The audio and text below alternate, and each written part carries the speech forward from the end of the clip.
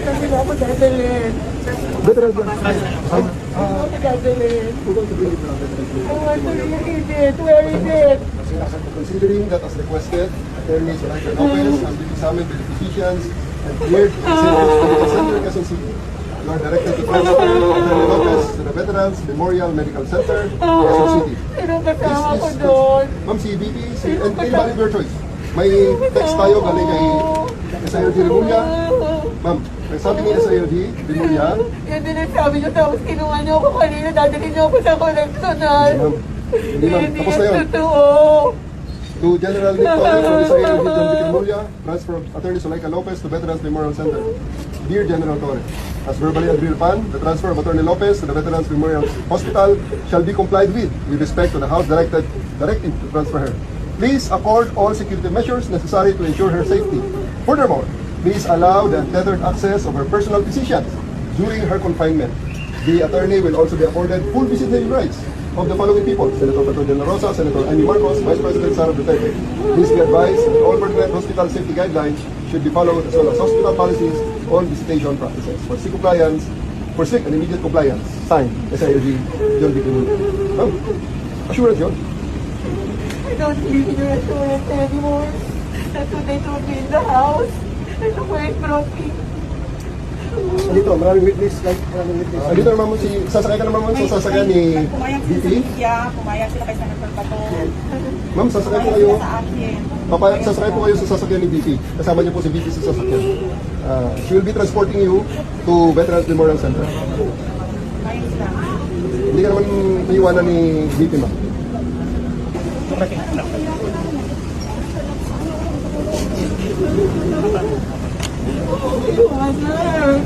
Dito kami sa likod mo, ma'am. Huwag kang magalala.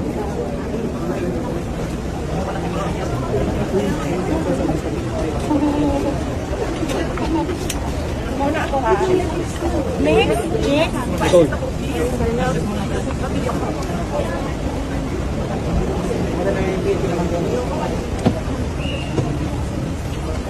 Lalayo. Sira.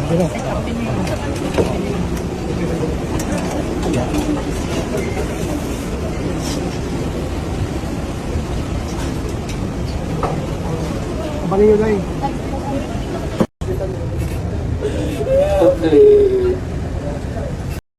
Kita nyo mga kababayan ang trauma ang inabot po dito ni Atty. Zuleika Lopez at ni Vice President Inday Sara Duterte. Yan po yung kuha nung panahon mga kababayan. Kinaumagahan po noong muntik po sila magurgur. Itong sila Vice President Inday Sara Duterte. Yan nga po sa House of Representatives mga kababayan. Grabe po ang trauma na inabot po Atty. Zuleika Lopez dahil tinangka po siyang dalhin sa Women's Correctional sa hating gabi tapos pinatay pa yung kuryente mga kababayan. So talagang matindi po ang nangyari dito kay VP Inday Sara at kay Atty. Zuleika Lopez. Kung tutuusin, ano lang naman siya diyan sa sa house contempt lang naman siya. Bakit bigla na lang may order na kukunin siya? Ako mga kababayan, kung nangyari po na wala si VP Inday Sara dyan, baka nadala po, baka nakuha po yan, baka nasalvage po nila yan mga kababayan. Ano sa tingin ninyo? Ano sa palagay ninyo? Kasi wala na po sa ayos yun di ba? Mga kababayan. Well, hindi po yan ang atin pag-uusapan ngayon. Atin pong pag-uusapan ngayon mga kababayan, pinapanood ko lang po sa inyo. Baka hindi marami pa po sa inyo dito ang hindi nakapanood ng ganito pong nangyari kay VP Inday Sara at saka si Atty. Zuleika Lopez. Kung bakit ito ngayon mayroon na pong impeachment na ganito. Kasama po kasi yan. Nakugat yan doon sa pag sinasabi ni VP Inday Sara na pag siya ginurgor, ipagurgor din. Di ba? Mga kababayan. So, ngayon, speaking of gurgor, mayroon pong isang congressman, mga kababayan, na naaksidente.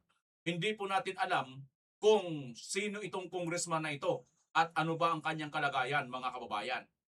Ngayon, ipapanood ko po yan sa inyo at kayo na ang humusga kung sino at bakit ganito, bakit ganon itong ayos ng congressman na ito, mga kababayan. Mapapanood nyo po ito ng buong video na ito kung papatapusin nyo po.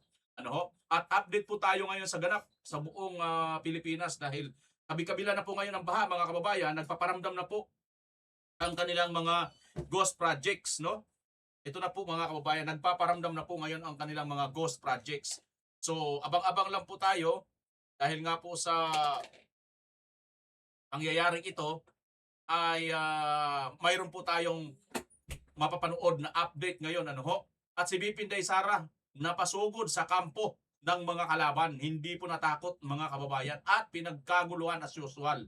Eto, mga kababayan, bago natin tunguhin ang buong detalye, ako muna ay magpapasalamat sa mga lahat, mga nagla-like at nag-share sa ating video. Kung bago ka pa lang, pakisubscribe ka ba yan? Wala namang pong bayad yan. Ayun, kamukha nyo, no? Mas na, 100 lang mahigit kanina yata yan, 300 mahigit na yan. Maraming salamat guys ha. Live po yan, yung ano na yun, no? Live po yan yung aking subscribers count. Makikita nyo po pag nag-subscribe kayo, aangat po yung bilang niya. Anyway mga kababayan, tuloy na po tayo at sa mga detalye ng ating pag-uusapan ngayon. Mayroon pong bumulaga na isang aksidente. Unahin na po natin ito mga kababayan. Aksidente po ng isang congressman. Hindi natin alam, wala pa pong detalye kung sino po ba itong congressman na ito. Siguro sa mga nakakilala, ito po, panoorin nyo muna ang video ito.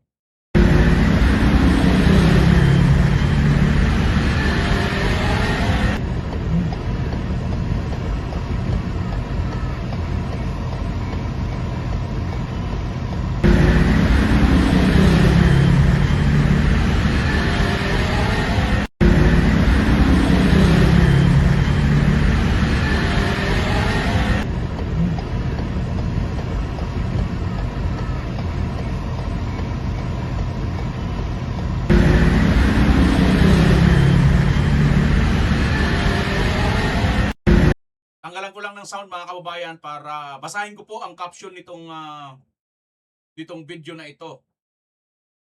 Sabi dito po, ito ay mga kababayan, nakikita nyo, no? DZRH News.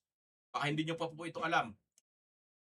Nakatakip ang plaka at conduction sticker ng Toyota Land Cruiser na nakahit and run sa isang motorsiklong ikinasawi. Naku po, sino ang nasawi mga kababayan? Eto.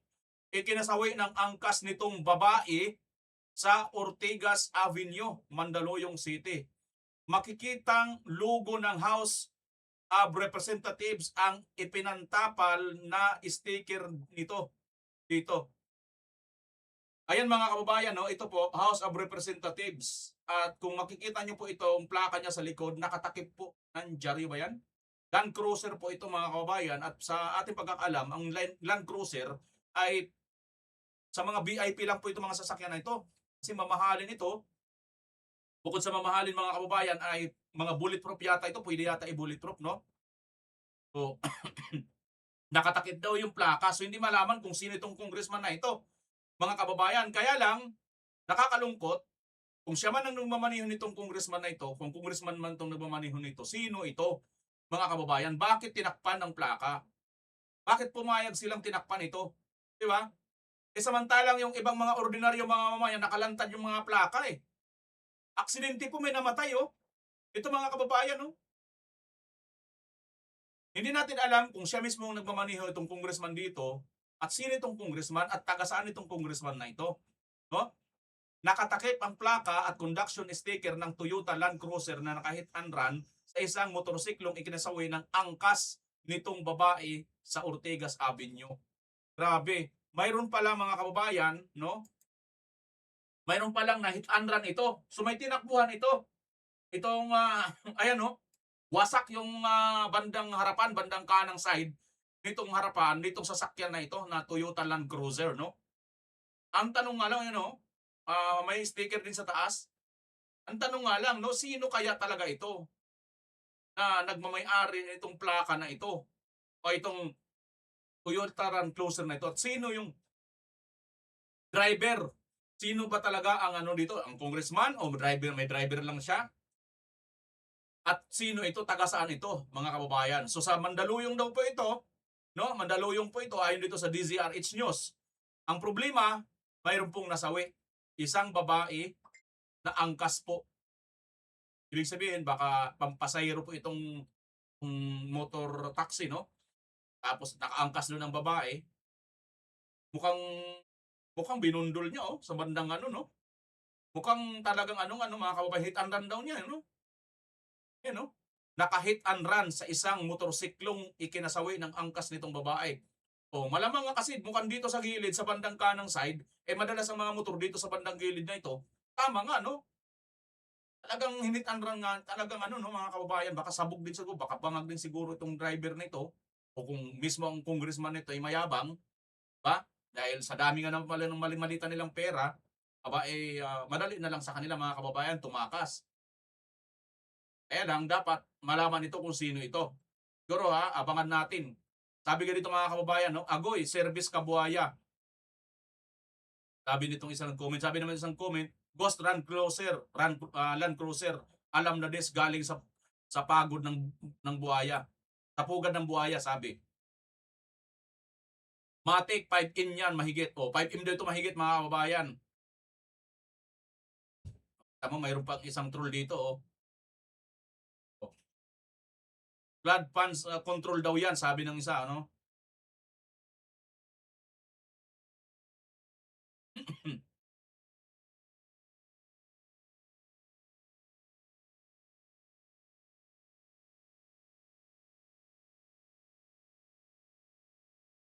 Ayan, nakikita mga kababayan, no? So ito po ay sa malamang, baka nga isa pa ito sa mga congressman na ano kay BP Sara sa impeachment, di ba? Malamang isa yan sa nag-yes to impeach BP Sara. Sabi isang nag-comment, no? Baka isa ka mo yan sa mga, yan, sabi ng isa, no? Yan, Pangagdalo, yan, Matic.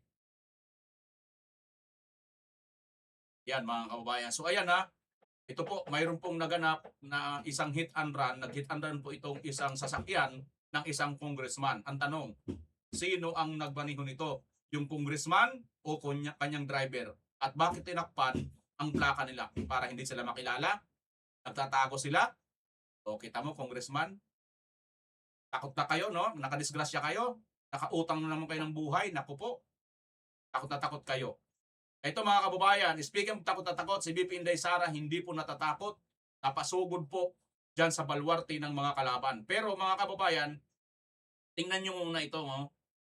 May rally pong nagaganap ngayon sa Liwasang Bonifacio. Kahit po sa kabila ng ulan, ito po, Marcos resign now. Hindi natinag ng buhos ng ulan ang mga dumalo sa peaceful people's rally sa Liwasang Bonifacio sa Maynila ngayong Biyernes, Hulyo 10, kung saan muling umalingaw-ngaw ang panawagang Marcos resign now.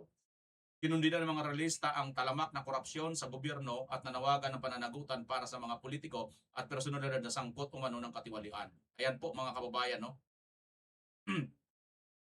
Ayan po. Nakakaputi lang po sila. Kapayong yung iba. Hindi po natakot mga kababayan. At ngayon, nagpaparamdam na naman po ang mga mali-malitang issue. Speaking hindi natakot, ayan mga kababayan, si BP Inday Sara ang matapang na sumugod po sa balwarte ng mga kalaban or mga congressman na mga buhaya. Panoorin niyo po ito mga kababayan na video.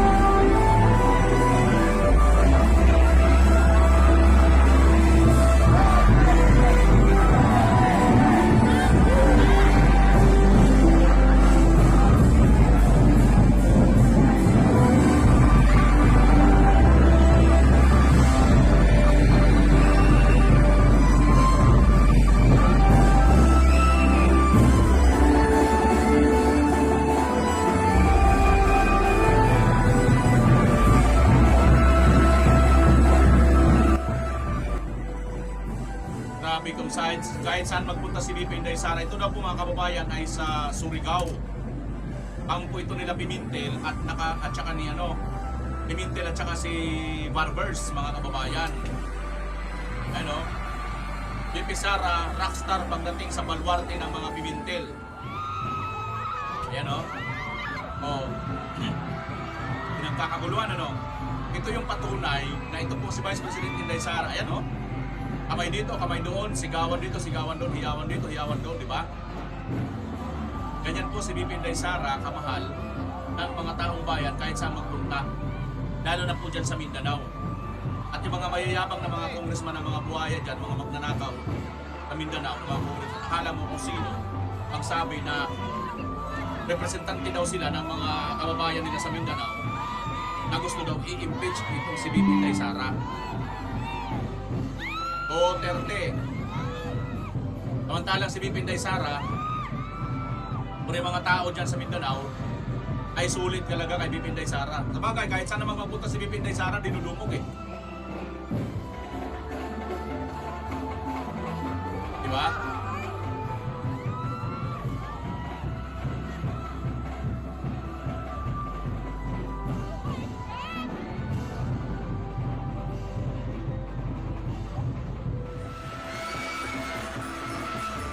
Grabe oh. Maraming tao.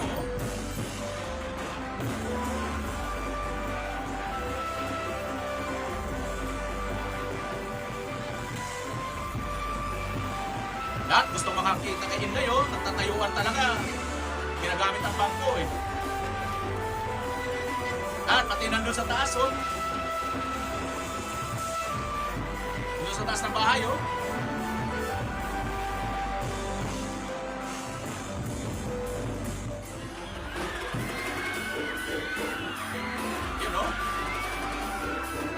Hiyawan ng taong bayan, ano?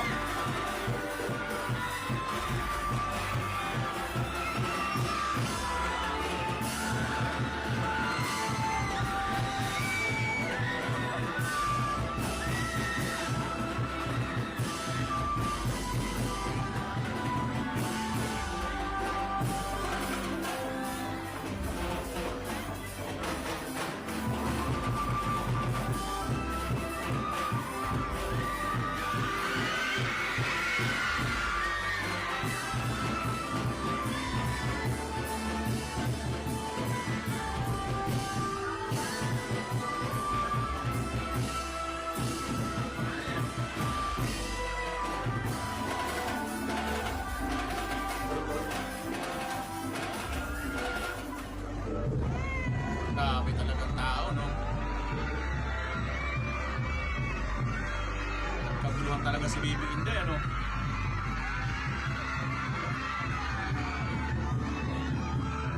Alam mo pa yung sigawan, no?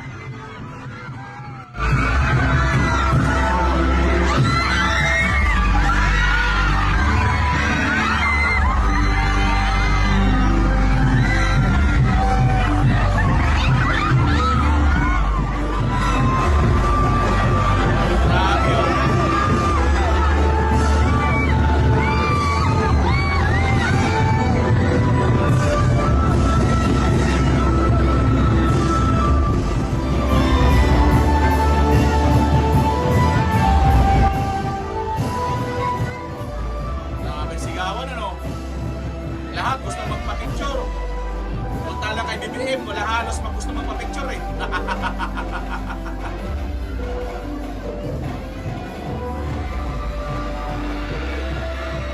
Magpa-picture ka ba doon? Hihimi mo. Kagano ng langon eh. Oh, kita mo. Grabe oh. Pagkadaanan eh, BP Sara, lahat.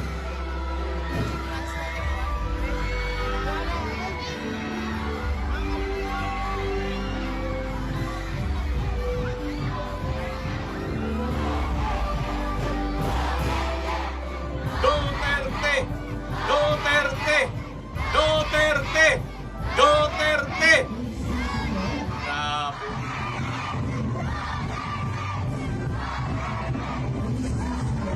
Oh, walang nagano ha? Pusa lang yung mga batang sumigaw.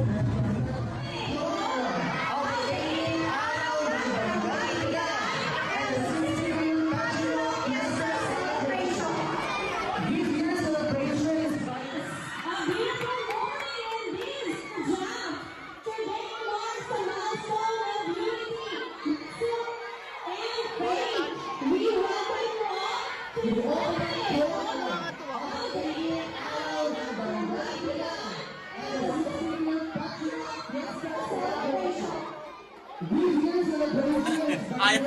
si Bibinday makawalan ng mga bata, no?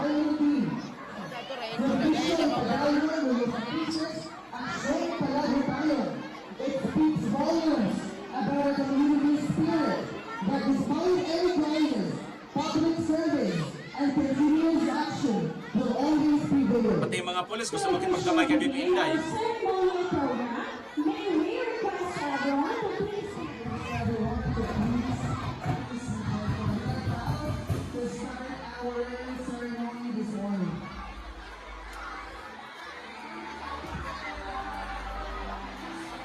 Once again, ladies and gentlemen, we would like to request everyone to please be seated and be Ayan mga kababayan, si Vice President Inday Sara Duterte kung paano po pagkaguluhan dyan sa kampo ni Pimentel at saka ni Barbers sa Surigao mga kababayan. Yan na nga sinasabi natin, di ba?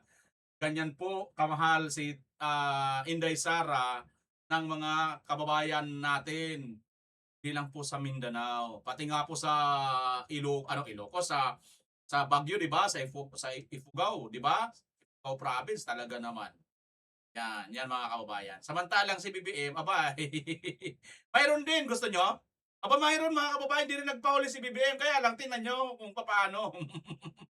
Para naman, i-permis naman kay BBM mga kababayan, ha? Teka, sandali. Meron namin nadaanan tayo ito. Tadaanan.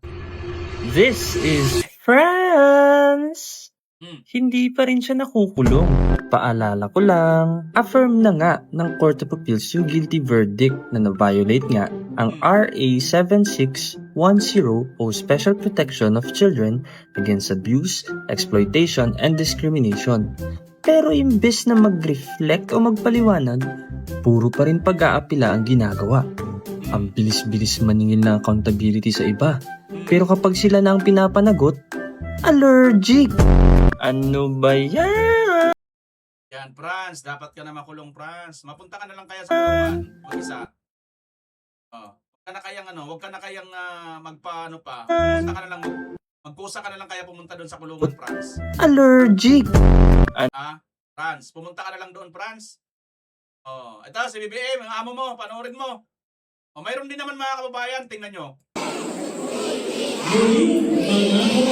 Pastilan, mga bata in taon. Tapos may dalawang cheerleader ng mga teacher. Eskwelahan din to mga kababayan, kaya lang malayo pa sa hininga na pwedeng makabuti to mga bata. Matagal-tagal pa, no?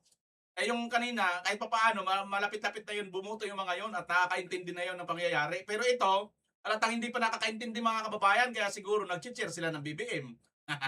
Tingnan nyo po, kaya lang naman sila nag-cheer kasi mayroon silang teacher ed. May teacher na nag-ano sa kanila, magsasayaw sila dyan, magsisigaw sila eh.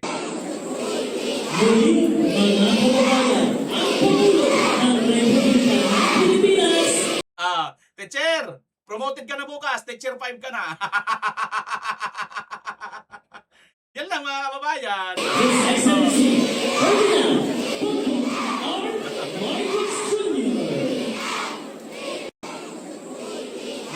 Kailangan pa talaga i-cheer ni teacher, no?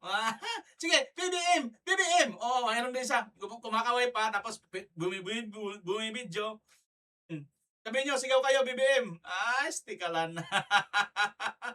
Hanggang dyan lang po, mga kababayan, si BBM. Bueno, iwanan natin yan si BBM, mga kababayan. Pero ito pala yung drone shot ng rally dyan ngayon sa Liwasang Bonifacio. Yan, mga update ngayon ito, mga kababayan. Ngayon lang po yan. Kapapasok lang. Samantala, ito na. Ito na yung pinaka-upgrade ngayon mga kababayan. Hindi pala yan. Ito totoong balita na to. Ito. Panoorin niyo ito. Ito yung talagang kinatatakutan nila. Lahat ng mga buhaya takot na takot dito. Nagbabadya ang mas matindi pang pag-ulang dulot ng habagat sa buong Occidental Mindoro ngayong weekend. Doble problema pa dahil hindi pa rin pala tapos ang flood control project sa isang bayan doon na dapat ay Marso pa na kumpleto. Para po sa Update Live mula sa bayan ng San Jose. Marso pa, dapat na kumpleto. Marso pa, anong pitsa na ngayon? July na. Hoy mga congressman, hoy Erwin Tulfo, mga kababayan, Bakit sabi mo, Erwin Tulfo, ay wala na tayong pakialam dyan sa mga flood control na yan? Ito mga kababayan ha, pakinggan nyo nga kasi hindi may share. Ewan ko bakit hindi may share, oh.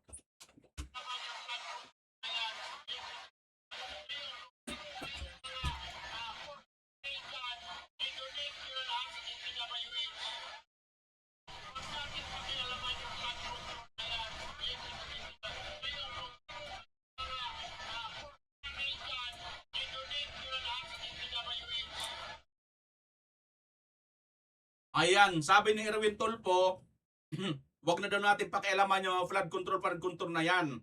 Kaya kayo ngayon mga binabaha dyan, kasi nyo si Tulfo, Erwin Bindalo Tulfo, kasi nga ayaw niya na. Ayaw niyang pakialaman yung flood control na yan, allergic sa dyan. So ngayon, paano na ito? Dapat pala ay Marso pa, tapos na ito. Tuloy natin mga kababayan. Sa Occidental Mindoro, nandyan po si News 5 correspondent Mon Gualvez. Mon, medyo malakas ang hangin dyan sa kinatatayuan mo. Nasaan ka ba eksakto ngayon at ano ang sitwasyon dyan? Alam mo Ruth, medyo unpredictable yung lagay ng panahon sa ng Occidental Mindoro, gaya na lamang dito sa bayan ng San Jose, tumigil bigla no yung buhos ng ulan pero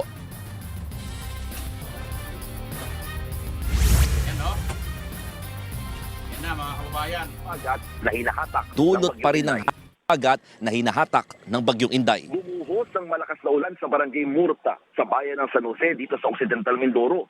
Sinabayan pa yan ng malalakas na hampas ng hangin. Halos mag-zero visibility pa nga sa ilang lugar dahil sa tindi ng ulan. Nananatili ring madilim ang mga ulap na nagbabadya ng panibagong ulang posibleng ibagsak sa lugar sa mga susunod na oras. Habang sa bayan ng Mamburao, may kasama pang mga pagkidlat at pagkulog ang matinding pag-ulan. Ang problema, kapag nagtuloy-tuloy ang ganitong ulan, hindi malabong umapaw ang mga ilog sa probinsya na tawag silted o mababaw na. Isa sa binabantayan nila ang Labangan River dito sa San Jose. Mababa pa naman ang level ng ilog sa ngayon kaya maraming residente at mga sasakyan dito ang pinipilit pa rin tumawid sa hanggang binting tubig. Pero oras daw na umapaw yan, abay mahigit 6 na talampakan o lampas taong nagiging baha sa lugar. Kaya malaking tulong daw sana sa kanila yung river dike na ginagawa rito. Ang problema, hindi pa rin tapos ang naturang flood control project na may completion date sana nitong Marso ng taon. Sinusubukan pa ng News 5 na kunin ang panig ng DPWH at kontraktor ng naturang proyekto. Pag binaha kayo, punta kayo sa bahay ni Erwin Tulfo, Bindalo, mga kababayan. Kasi nga, siya yung ayaw na, di ba? Ito, napakinggan nyo naman. Ayaw niya na, huwag na daw natin pakialaman yung flood control na yan, no? Oh. Diba?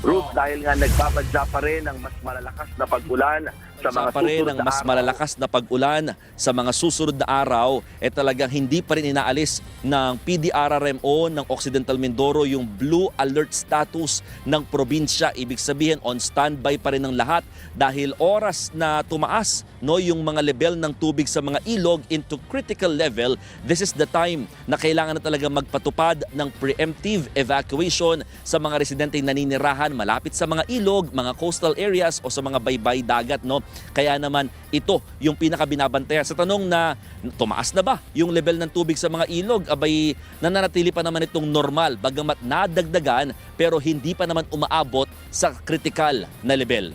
Ruth? Mon, buti naman na mababa pa yung level ng tubig sa mga ilog. Pero di ba nagkaroon dyan ng dredging project? At yung paghukay dun sa pagpapalalim ng mga ilog, nakatulong ba yan? Hindi, kasi nga, tinakauli. dilamon ng mga buhaya.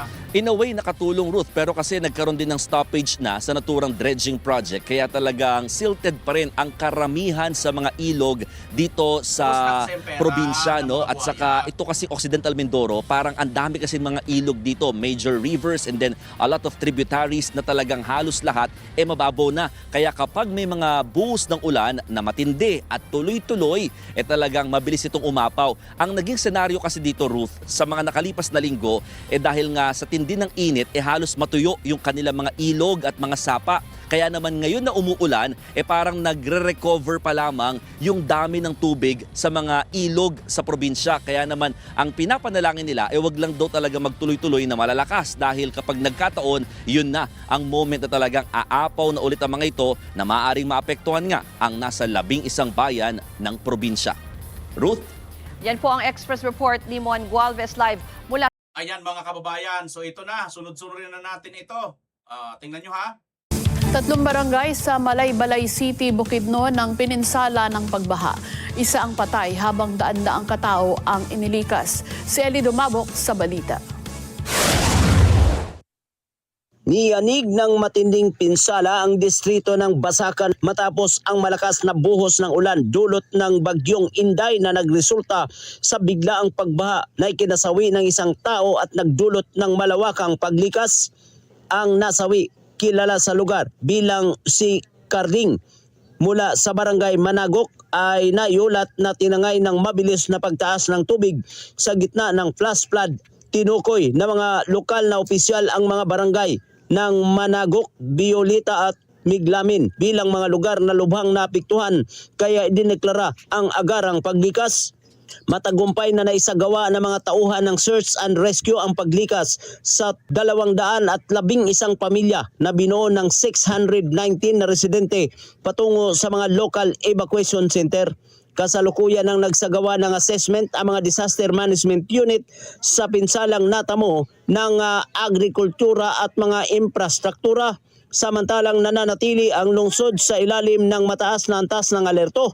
Naglabas ng mahigpit na babala ang mga otoridad para sa mga mamamayan na nasa mga delikadong lugar na manatiling mapagmatyag habang patuloy na nagbabanta ang bagyong Inday sa rehiyon. Eli Dumabok para sa... Ayan mga kababayan, ayan na po ang flood control ninyo. Nasaan na yung mayayabang dyan, yung adyong, yung mga congressman dyan sa Mindanao na nagsipirma laban sa impeachment ni BP Inday. Asaan na yung mga flood control nyo? At ito mga kababayan, masigwi lang tayo sa isang balita. Ngayon lang ito, 20 minutes ago. Naku po, isang teacher, mukhang sumideline na. Ano ang kanyang pinag-sidelinean? Panoorin nyo. Arestado naman ang isang guro sa drug buy-bust operation sa Barangay Santa Cruz sa Ballesteros, Cagayan. Na-recover sa sospek ang isang sachet ng hinihinalang shabu na nagkakahalaga ng 34,000 pesos at buy-bust money. Maharap siya sa reklamong paglabag sa Comprehensive Dangerous Drugs Act. Tumangging magbigay na pahayag ang sospek. Ayan mga kababayan, drugs naman ito. 34,000 halaga ng hinihinalang shabu. Sa Cagayan naman daw itong teacher. Grabe, guro. Ako, sumideline na si teacher. Baka, nako. Ay, ito mga kababayan, ito pa. Tungkol sa pagbaha. Kagaya nga ng nasabi na namin sa inyo kahapon, kami naniniwala na itong impeachment na ito ay ginawa lang, talagang ipinursige para pantakip doon sa flood control. Biruin nyo, di ba? Kung sila ay nag-impeachment trial, busy sila, busy rin ang mga tao. Yan. Di ba? Itong pinag-uusapan eh. Pero, hindi ho tayo papayag. Tayo mga simpleng mamamayan na gusto nilang utuin, hindi ho tayo papayag. Kaya kapag nakakita kayo ng mga tungkol sa baha, eto na. Teka, tungkol sa baha, baka mo, ito, unahin muna natin to kasi tungkol sa baha ng topic natin eh. Teka, tungkol sa baha. Ayan, panoorin nyo ito mga kababayan, Mindanao din yan, mga kababayan. Bagong asfaltong kalsada. Ayun, bagong asfaltong kalsada sa Mindanao din.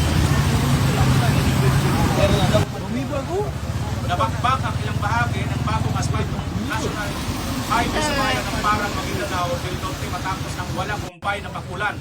So bago lang po ito yan mga kababayan ha. O, kaninong project ito? Bagong asfalto lang daw. Alam nga naman kay Pangulong Duterte pa yan.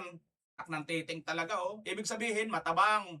Ninakaw nyo na naman ang matapang na templada. Oo. Dahil nga, siyempre, andyan yung mga congressman ninyo dyan eh. Mga magnanakaw na mga congressman dyan sa Mindanao. Oh, ito. Tingnan nyo yung tsura ngayon sa Metro Manila, mga kababayan. Ayan oh. Sabi dito, ilang mga pasahero ang nahirapang sumakay sa bahagi ng Taft Avenue sa Maynila. Bumaha naman ang isang bahagi ng Taft Avenue at nagdulot ng pagbabagal ng daloy ng trapiko sa nasabing lugar dahil sa malakas na buhos ng ulan dalang ng habagat. Ayan po mga kababayan, tingnan nyo po yung picture ngayon. Sa Taft Avenue po yan, UN. Ayan ang sinasabi ko eh. Sabi ko kay KPL kanina, huwag kang pupunta dyan. Yan kagad ang binabaha eh. UN na yan, UN Taft. Yung sa may MBI, nako. Lalim dyan mga kababayan. Oh, speaking of MBI, di ba? Hoy, MBI. Imbestigahan mo yung flood control dyan sa lugar mo. Laging binabaha. Mga kababayan, ito pa oh. Panoorin nyo to. Laki na kayamanan ito. At ito ay isang ibang klaseng kayamanan ito. Ibang klase talaga. Ang kayamanan na ito, kapag nasa iyo na, at nasa ulo na ninyo, walang pwedeng mag-agaw sa inyo, walang pwedeng mag-agaw. Walang pwede mag-agaw sa inyo, sa kanya, sa inyo na. Saan ba talaga? Nanggigigil ako sa iyo eh. Sabi niya, walang pwede mag-agaw sa inyo, sa kanya, kanino ba? Agaw sa inyo, sa kanya, sa inyo. Talaga? Ulo na ninyo. Walang pwedeng mag-agaw sa inyo, walang pwedeng mag-agaw ng kaalaman ninyo sa inyo. Walang pwedeng magnakaw niyan ng kayamanan na laki na kayamanan. Hirapan man ko sa kalisod-ani nimo, oy. Wala mag-agaw sa inyo ng kanya, kanyo sa inyo. Buisit ka. Talaga naman 'tong presidente natin, buisit talaga, Paano ba kasi marami? Bakit kasi ito binuto ninyo eh? O ito pa mga kababayan, kainta naman ito.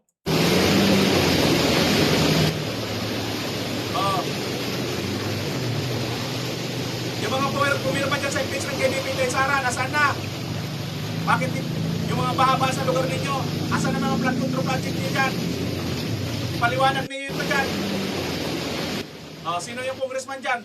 Mga kababayan, sa lugar na yan, kainta konting ihi lang ng ulan, ayan na, baha na kaagad. Di ba?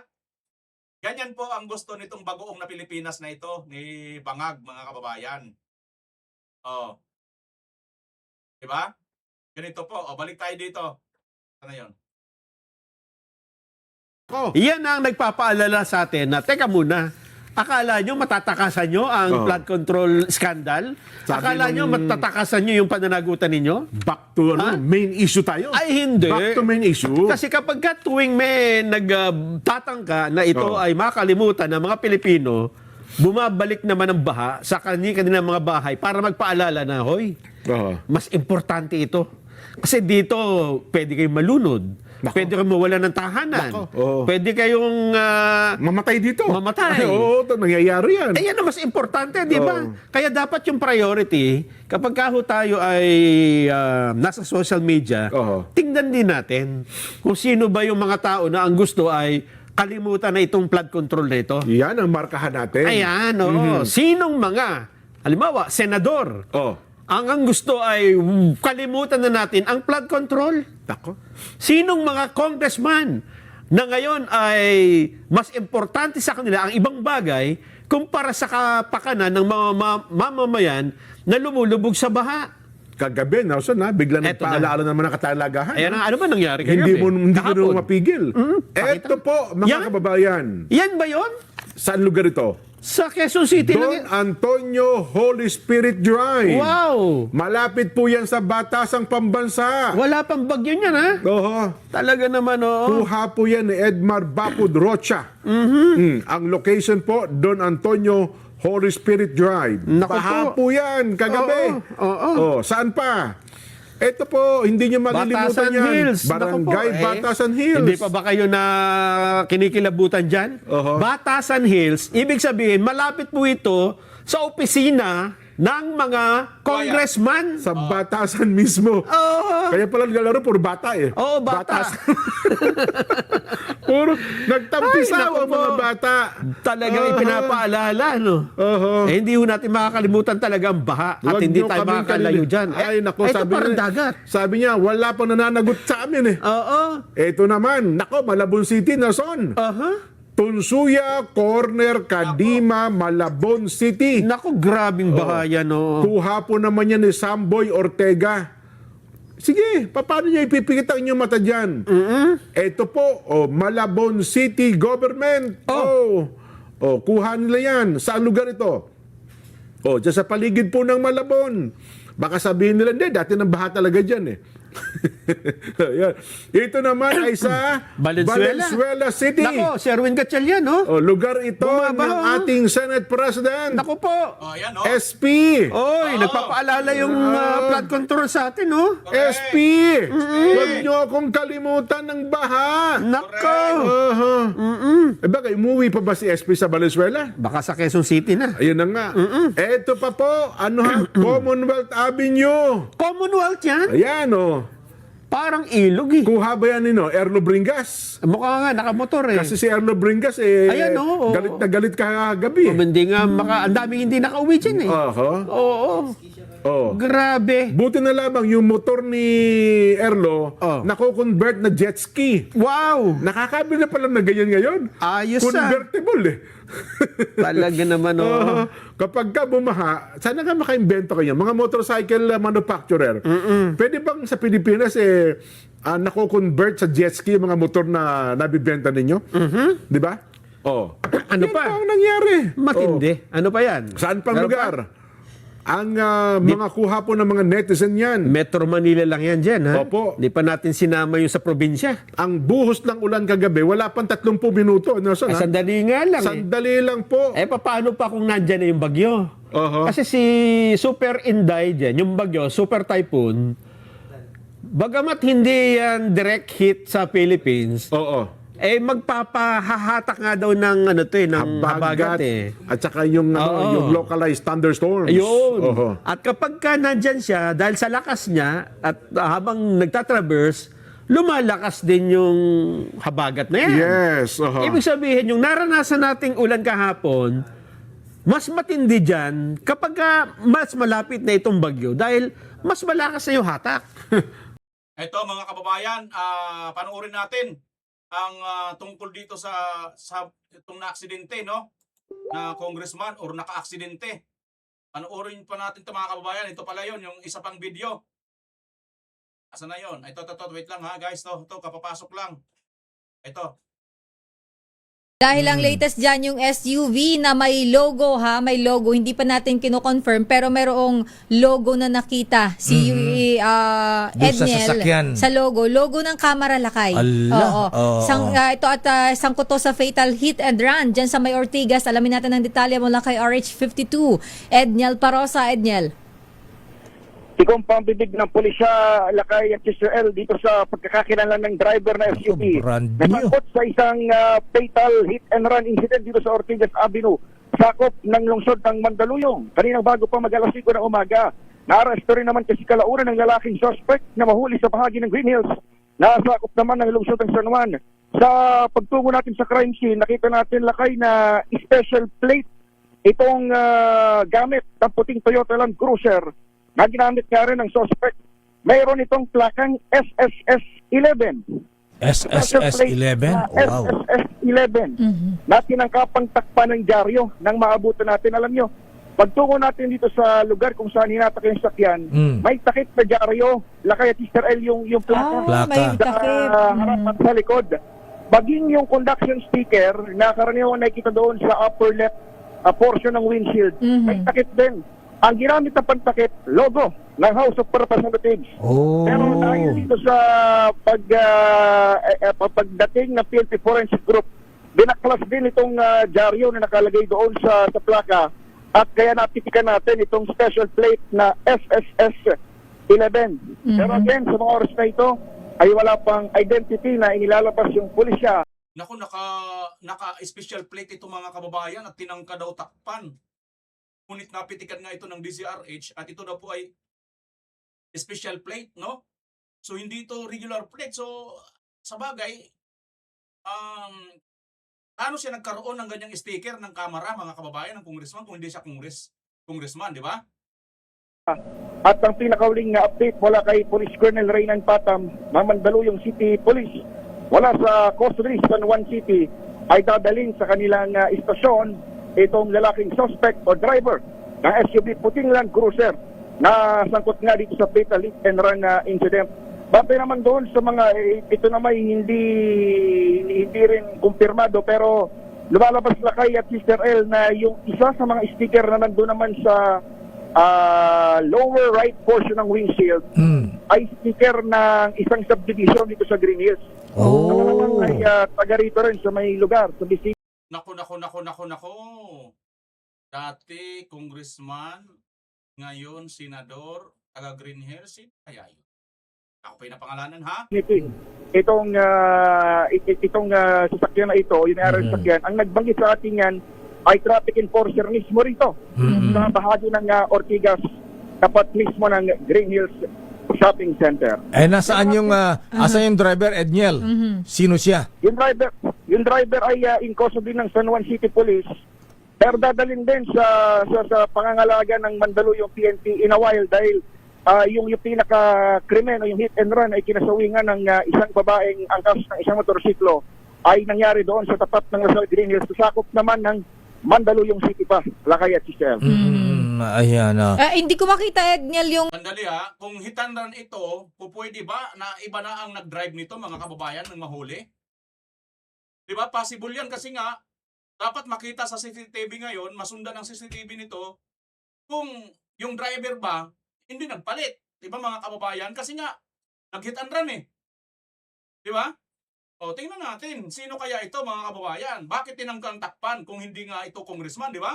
Nga nakunan mo na walang takip na dyaryo yung ito na may video pala tayo. Hindi, may takip pa yan, Lakay eh. Yung walang takip. Meron tayong walang takip. SSS 11. Ayan. Aba, itanong natin sa LTO yan kay Asek Marcus Lacanilao. Ayan, kung sino ang kanino nakariso itong Land Cruiser na puti. Ayan, brand new ito, ha? Bagong modelo ito, Sister L, ha? Oo, Lakay. Ayan, Ito sa video ni Edniel, hindi lang natin may pakita. 3 S tsaka 11. Pero baka pwedeng ihabol ng TV. Ayan, para makita dahil yung mga ganyan, Lakay, dapat hindi pinagtatakpan yan. Tama, di ba? Pwede nga. Teka muna, sino nagtakip niyan, Edniel, yung driver? Kausap natin, Lakay, yung mga enforcer dito kanina at ang binabanggit noong na-arrest ko yung suspect ay may dumating na isa pang personality. At yung said personality ang nagtakip ng plaka. Wow. Kaya, personality. So, Edniel, sino personality ito? Hindi ito yung driver, ha? Artista, politiko? Iba. Ibang tao. Ibang tao. Saka naman tayo dumating, sinundan ng DZRH. Tapos pagdating natin, mayroon takip yung plaka. Dalawang version, yung video o yung footage na nakuha natin dyan o pinalabas natin sa TV. Isang may takip at isang wala nang takip. Kaya naman, ito na lang kayo, kita na. Dahil, mismong forensic group o PNPFG, nagtanggal dito nung siya sa atin nila yung crime scene kanila. Pero umalis na rin yung authorities. At again, hinihintay na lang natin yung update doon sa custody o kung sino man yung suspect o may-ari na SUV na naka-hit and run. Isang patay, isang sugatan. Ang nasawi ay babaeng angkas na motorsiklo habang yung rider na lalaki ay sinugod naman sa pagamutan. Latest wala rito sa lungsod ng Mandaluyong at San Juan City. Ako si Edniel Parrosa, DZRH. Una sa Pilipinas, una sa Pilipino. Yung walang takip. Meron tayong walang takip. Tama, di ba? Pwede nga. Sinundan ng DZRH ito nung pinalang natin yung isang sinugod naman sa pagamutan. Sino ito mga kababayan na driver at sino yung nagtakip kasi may dumating daw na isang personalidad. Wala pa silang binibigay na detalye. So abangan pa natin ito mga kababayan, tutukan natin ito kung sino itong crooks na ito. Kasi nga, marahil kung, tingnan nyo yung kanyang plaka, special plate yan, SSS talaga. Diba? Tapos 11, ano bang ibig sabihin yan? Diba mga kababayan? Plus, Bakit siya may sticker ng House of Representatives sa harapan at saka sa likod kung hindi ito congressman? Mga kababayan, napakarami pa pong dapat natin malaman tungkol sa balitang ito. Kasi nga po, dapat tutukan po ito dahil mayroon pong na-tsoge, may nagurgur pong isa, yung babae, kawawa naman. Sumakay lang sa sa motorsiklo. Hinit-and-run niya. Ibig sabihin mga kababayan, mayroon po talaga siyang intensyon takasan kasi hit and run nahuli na lang siya Hindi doon mismo sa lugar na yan So mga kababayan, sino yun? Malamang nagpalit na ito ng driver. Malamang mga kababayan, isa itong politiko. Kasi kung hindi ito politiko, abay may matinding kaso na naman ito dahil mayroon na naman tinatawag na falsification. Diba? Kasi pinapalsifikan niya yung mga ng gobyerno. Abangan natin ang susunod na mga updates nito mga kababayan. Pansamantala muna tayo magpapaalam. At sana sa mga nakarating dito sa dulong ito ng video ito, paki-comment nyo po sa baba kung anong inyong masasabi. Nang sa ganun ay pag-usapan po natin at pag-usapan po natin. Maraming salamat, Pilipinas, mga kababayan. Magkita tayo sa susunod. Bye-bye!